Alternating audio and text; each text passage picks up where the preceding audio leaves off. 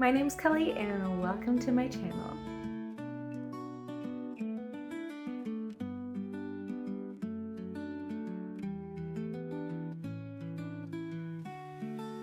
Alright, this is going to be my August wrap-up video. You'll probably be seeing me wearing different clothes. That's because I'm not recording this all in one sitting. As I finish the books throughout the month, I'm going to record my thoughts on it and then compile it all together for you guys. It makes it a little easier on me, a little more enjoyable, and honestly, I think it's more fun. So that's what we're going to do. The first book that I completed was Shadow over Kiriath by Karen Hancock. This is the third book in the Guardian King series. I adore this series. It's like a kingdom fantasy. It has very strong allegories, and I think that this, oh man, it's hard to decide. I think the first one is my favorite, but this one is a really close second. So this series follows Abram. And the beginning of this is shortly after the battle at the end of the second book. And when we start this book, we see Abram dealing with some of the effects of that battle that he was involved in. And we also, which I think is kind of cool, this is where it introduces the enemy's point of view. And it's done a little different. It's not how you would expect the enemy's point of view to be, but I love it. This book is also a little bittersweet. There's so many things that happen, so many things that I love, that I was waiting for, that you really hope will get to that point, but then there are things that are just heartbreaking. Karen Hancock has a way of really describing some of the struggles that we go through as Christians in our walk with God. And I love it because her characters are never perfect. They all have their struggles. They all fall short, but then they don't leave it there. They seek forgiveness and redemption. And I love that you get to experience that with her characters, and the things that you see these main characters go through, they're not like simple little piddly things that someone might like. These are deep struggles, very hard struggles, and yet they're still able to turn their hearts towards their Lord. And it is so beautiful. Like I said, heartbreaking in some areas, but I think that the good in this far outweighs the heartbreaking moments. I will also say that it ends in a bit of a cliffhanger, and it's a very heartbreaking cliffhanger. Even with this having been a reread for me, I was still bawling at the end of this book because it was so heartbreaking. If you haven't tried this series, maybe give it a shot. It is one of my favorite fantasy series. The other book that I finished was George Mueller, Delighted in God, and it's by Roger Steer. So this is a biography about George Mueller. He was a minister in the 1800s, and his faith knows no bounds. The life that this man led is so awe-inspiring, and I think that it's wonderful that people have taken the time to write books about his life, to honor his amazing faith in God and the miracles that God can do. I am so glad that my friend Jessica recommended this book to me. It is amazing. I had such a hard time putting this book down once I started it. It encourages me to assess my faith. What do I really believe God is capable of doing in my situations? What do I still feel like he is incapable of doing, and I need to take control of that myself, and I need to take care of that myself? Do I really believe that if God told me to step back from doing that thing on my own and to trust him to take care of every aspect of it, do I really believe that he could do that? It's hard, especially these days, for the world that we live in today, for us to let go of that control and just trust God to take care of those things for us. And George Mueller is such a great example of this. I definitely see why my friend had me read this, because she saw how I was struggling with following what I feel is God's direction for my life right now and trusting him with those things that in our society today, we are supposed to take care of those things. So I love this book. If you like nonfiction biographies at all, give this one a shot. It's pretty amazing. So that's it for now. I'm pretty close to finishing a third book right now, but I'll see you guys with the next book that I finish. Okay, so I'm back, but it's not about my next book that I read. I was originally going to make two separate videos about the books that I've read this month. One would be just my reviews on them, and then the other would be specifically answering the prompts for the end of Summer Jam Readathon that I'm co-hosting with Christy and Reese and Molly and Lucy. But then I thought, that's a lot of work for myself for no reason. So I'm going to answer the questions and put them all together. And moving forward, the next book that I read, I'll give you guys my review and answer the question prompt at the same time. But right now, it's a different day, so you get me in a different shirt in a different spot. But I'm still going to answer about the books that I just read. So technically, the first book that I read was Shadow over Kiriath. So that book, since it's the first one that I finished, is going to go to the first prompt, which is, how did this book make you feel? Talk about the good, the bad, the happy, the sad. You guys already got me talking a little bit about that earlier. So just sticking strictly with the emotions, I feel like I have to say bittersweet. Because there were so many parts that I was so excited about. I was so happy that these things were happening, and things that I had been hoping for, things that that are just good for the characters themselves. And then there were parts where I was angry. Why did the character make that choice? And why is the author putting me through this?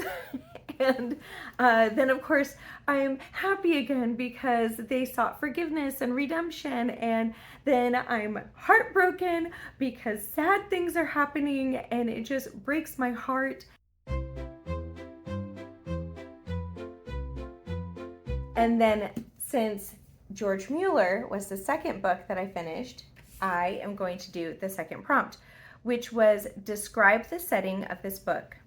Did you like it? Would you want to go to this place? Well, this is a true story, and it takes place mostly in England, because that's where the majority of his ministry was. I will say I definitely want to go to England. I'm not so sure that I would want to go to 1800s England, but I would love to go to England someday. It's on my bucket list, definitely something I want to do. So yes. Well, that's caught up, and I'll see you guys with the next book that I read. Time for a book update. I finished one. This is Kingdom's Dawn from the Kingdom series by Chuck Black.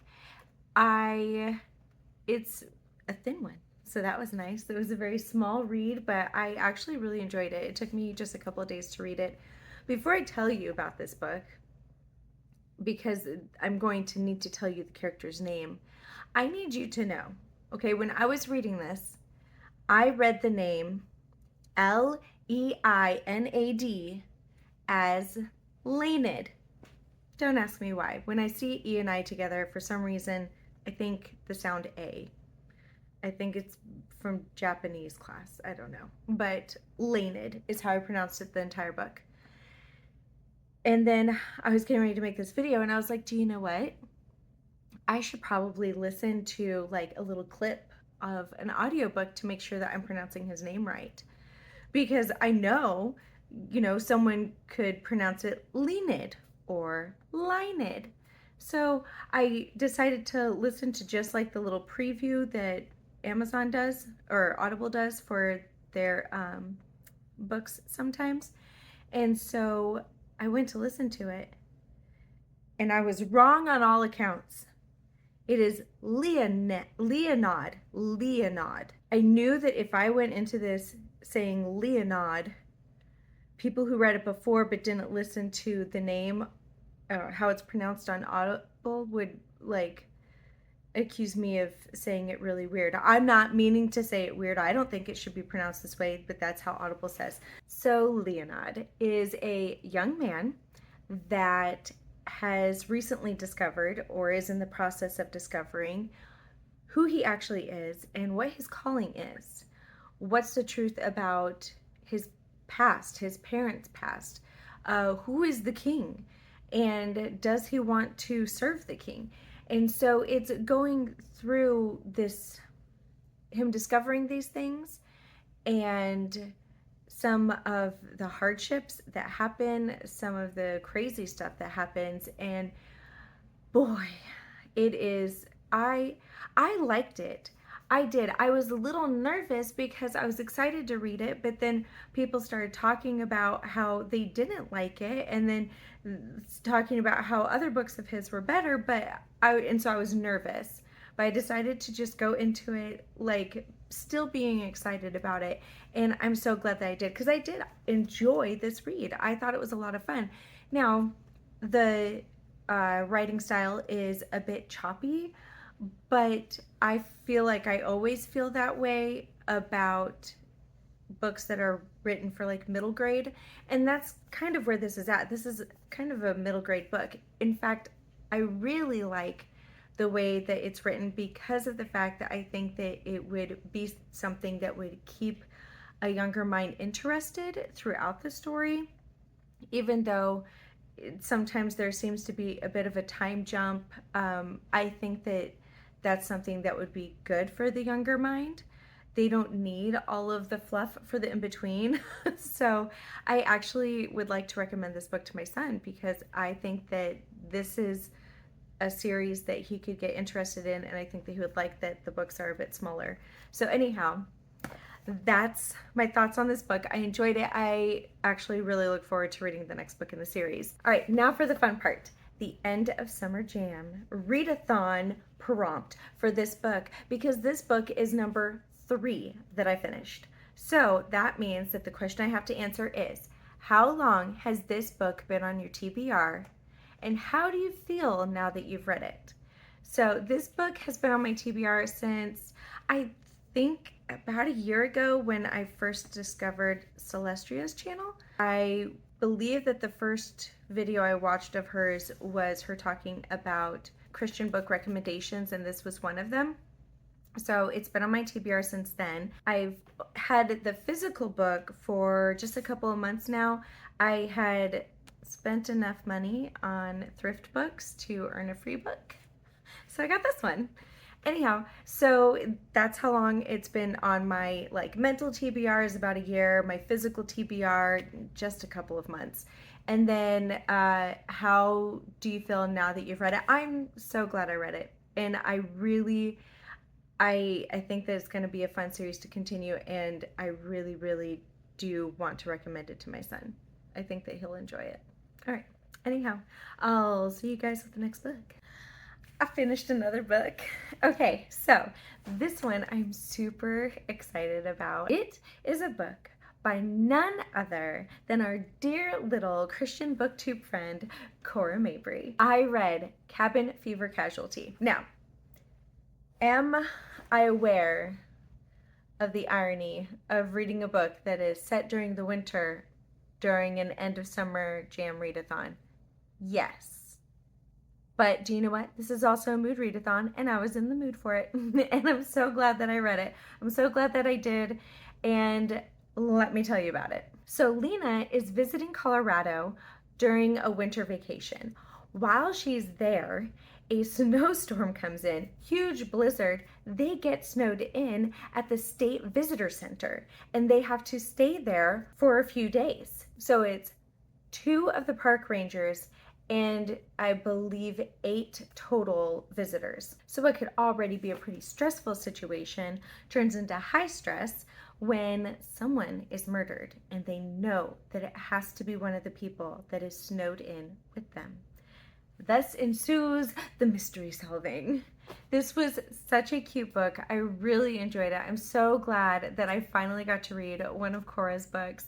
And I really want to know, if you guys have already read some of her books, what is your favorite so far? Because I want to read more. So let me know.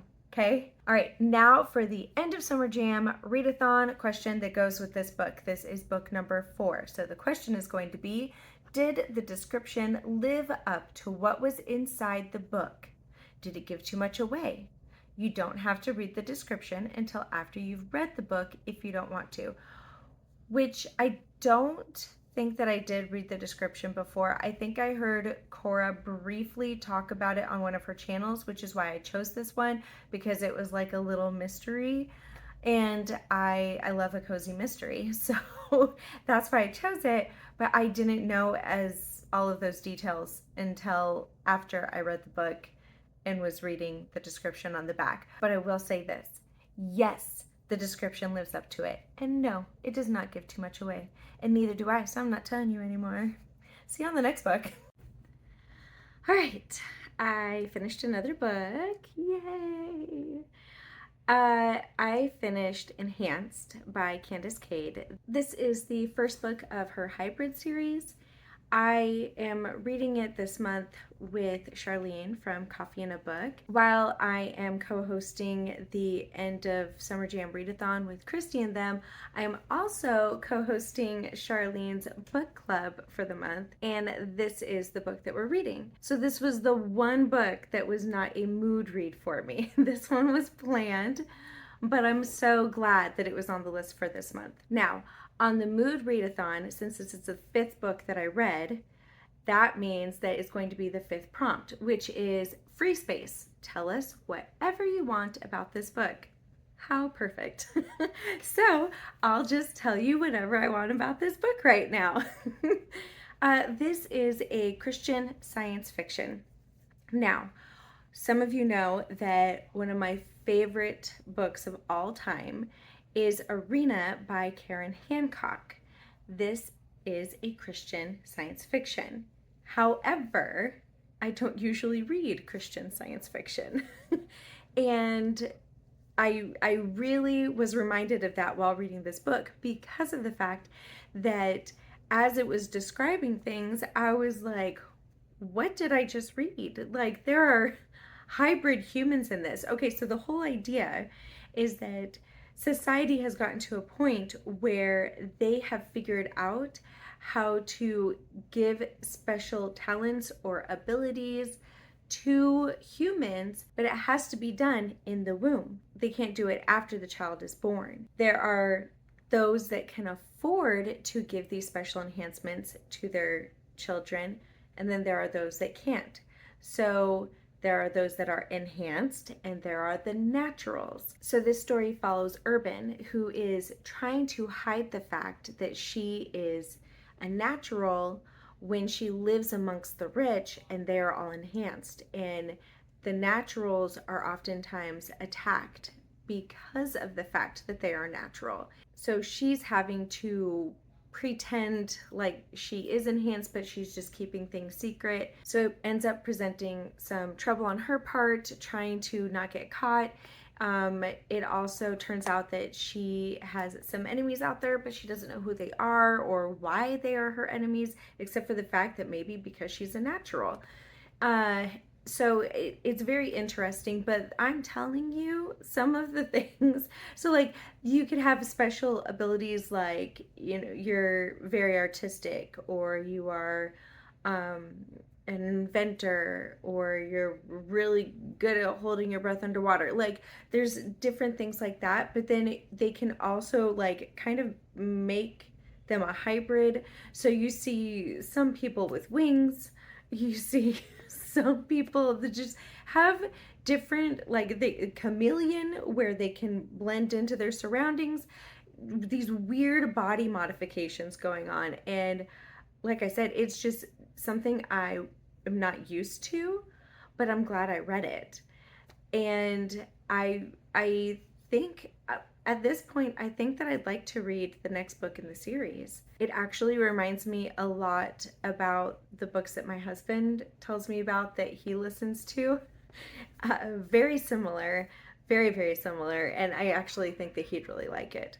So I didn't come across any faith elements in this, so I don't know if it's actually Christian fiction or if it's just a clean fiction, but it's published by Enclave, so I think that it's technically a Christian fiction, and maybe that other stuff just comes in later. That's about all I have to say about it, I think. I'll be doing a live discussion with Charlene later this month about it, and all the spoilers will be there. So I guess if you guys want to see all the spoilery stuff, you can go there and watch it on her channel under the live section, because I'm pretty sure that it'll be saved on there. See you guys after the next book. Hey, so it is only 84 degrees outside right now. It is so nice. I love being out here right now. It feels so good. But I just finished The Ruthless Elimination of Hurry by John Mark Comer, and I wanted to tell you guys about it. I had heard a lot about this book for a while now, and I was really excited when I found it at a thrift store, and I finally got around to reading it, and it's really good. It is so good. I love that he goes into the history of like clocks and like what that did to society when, you know, the first sundial was made. And he's very funny. He has endnotes, and I love footnotes. I love endnotes. His endnotes are so hilarious, most of them. So in reading this book, while I don't tend to live a very hurried life, I also saw that I don't slow my mind during those times that I'm not hurrying. And I really appreciate this book kind of bringing that to my attention, that I need to take time, I need to slow my mind, I need to just take time to really connect with God, and in even the little moments, you know. So ignore my garbage over there. So anyhow, I really, really, really enjoyed this book, and my only thing was, it was funny because he's from Portland and I grew up on the West Coast, and in some of the things that he would say, usually a passing comment, I could tell that he was definitely coming at things with a West Coast mindset. And there's nothing wrong with that. Like, people don't understand, like, yes, we are all in America, but it is a completely different culture on the West Coast than it is in the Midwest or the South. And because it's a different culture, that means that we look at things differently, societal wise, even though, like I said, we are one nation. Completely different way that we view life, completely different way that we approach things. And it was interesting because I would read those things and I'd be like, wow, like, it's been a minute since I was so much in the West Coast mindset that it surprised me. I don't, like, you know, we can all still be Christians and disagree on some things. Absolutely. And so I think that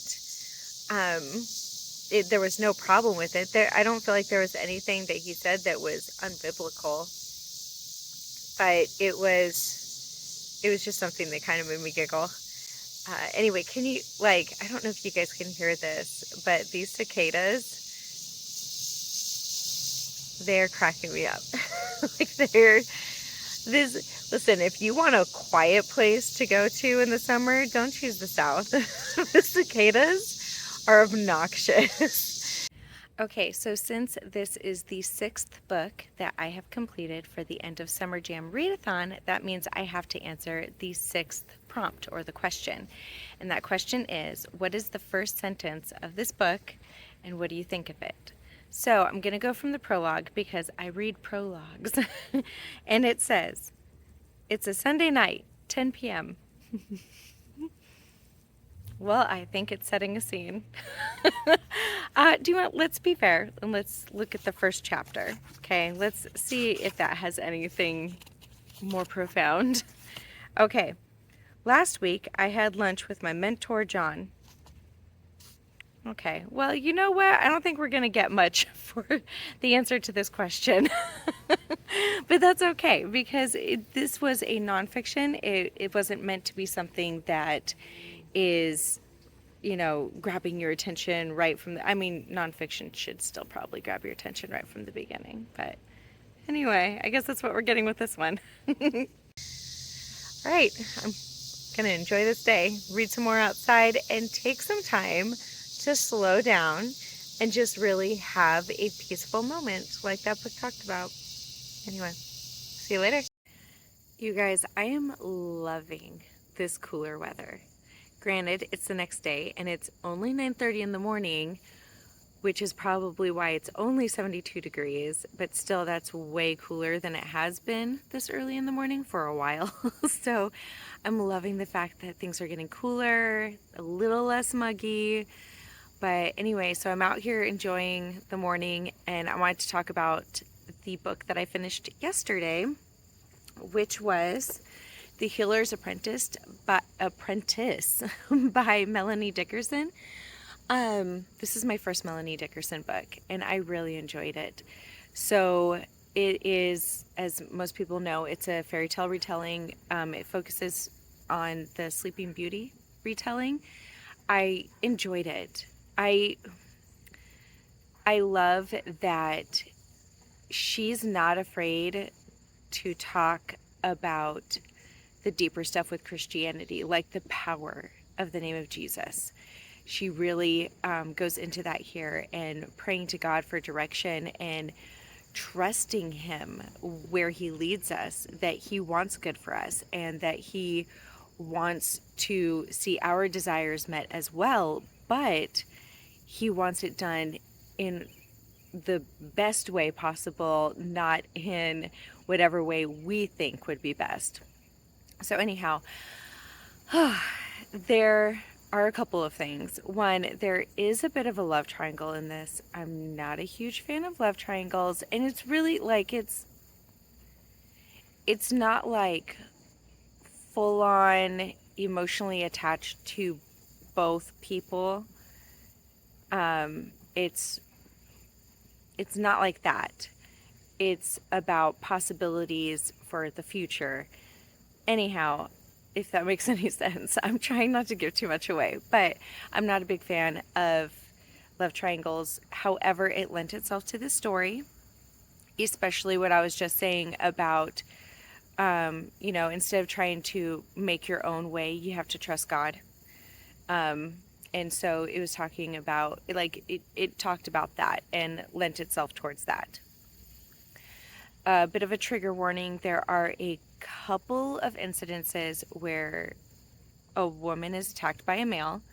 However, both incidences are stopped and it does not get very far at all. It's just the beginnings of the moment of being scared, essentially. So there is that. Also, earlier when I was saying that she's not afraid to talk about the power of the name of Jesus. Awesome. And she uses that in a moment that can be a little spiritually dark for some people, but it's very brief.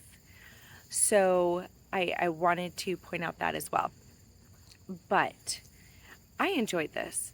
I love the way that she took the fairy tale and did it in a way that was more realistic, and that you get to see relationships grow instead of it being like love at first sight kind of thing and then just diving head over heels. But I love the way that she spun it, and it dealt with things that, someone in her situation, it really would be hard to deal with some of the aspects of these things emotionally. And it doesn't get super, super heavy, but it touches on them and lets us know that, yeah, this would be a concern and this is something she's going to work through.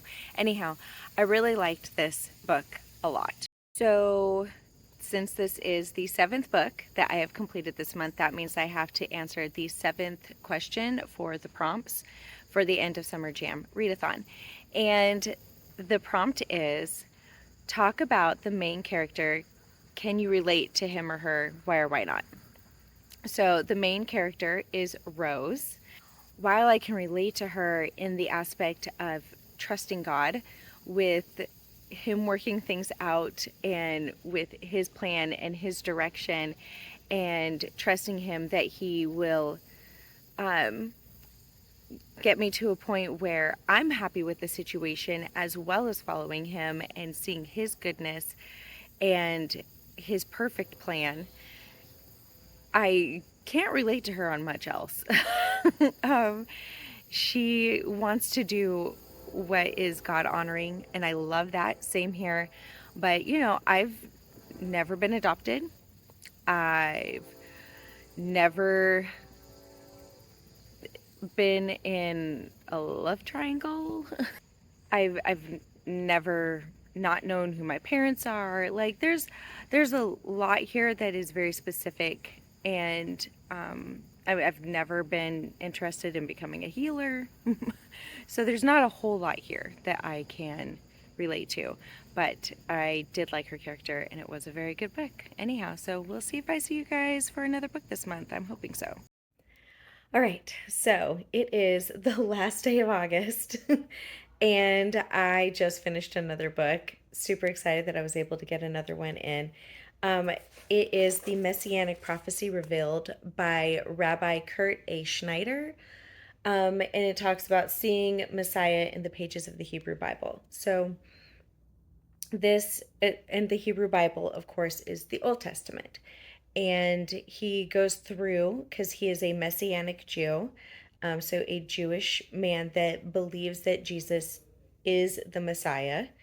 And he goes through and he shows that Jesus is the Messiah through the Old Testament scripture, through the Hebrew Bible. And he also talks about how it's important to understand how the Jews believed, how they looked at scripture, how they understood it, in order for us to understand why is it that some of the people of the Jewish faith have a hard time believing that Jesus is the Messiah. So it was a really interesting book. I enjoyed it. Very good read. And I think that honestly, this would be a good read for anybody who, one, wants to know a little bit more about the Jewish faith from which Christianity stems, or that wants to understand why is it that some Jewish people, most Jewish people, have a hard time accepting Messiah as, or Jesus as the Messiah. Just a great book in general. I really, really enjoyed it. And since this is the 8th book that I completed for the end of summer jam readathon, that means I have to answer the 8th prompt or question, which is to say one of the quotes, one of my favorite quotes from the book. So I will say this, there are so many, because this book is just so full of knowledge and wisdom and great stuff. But at the end of each chapter, he takes a moment to step out of the like, I'm giving information mindset, and take what has been said and say, okay, now let's look at this in relation to your own personal relationship with Christ.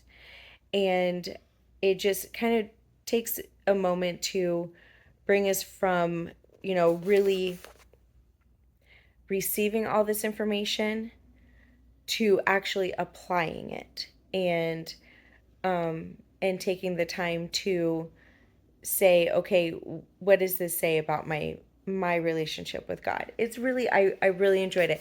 And so that's going to be one of the quotes that I read to you, because there were so many good ones. I'd probably sit here and read this entire book to you guys, but that would be a very long video, so we're not going to do that. But I do want to read a portion of one of these sections that is at the end of a chapter. It's just like a part of a paragraph. So it says, as you are thinking about that situation that is unsolvable to you, why not take a moment right now and intentionally hand it over to the God of Abraham? Abraham is like their pronunciation for Abraham. And I probably just butchered how they pronounce it. Give him what you have given up on. If the God we worship gave a son to Abraham and Sarah in their old age, do you really not believe he can still surprise you? Sometimes it is not the physical situation that will change, but our perception of it. This may revolutionize everything. Hear the question one more time, spoken into you over and over. Is anything too difficult for the Lord? All right, so I'm going to go because, believe it or not, I'm going to try to finish another book before the end of the night. So I'm going to work on that, and maybe I'll see you for another book later. It is 9 o'clock at night on August 31st, and I did it. I finished my last of the 9 books that was my goal to read this month. I did it. So I read Trixie Belden and the mystery, or the Black Jacket mystery.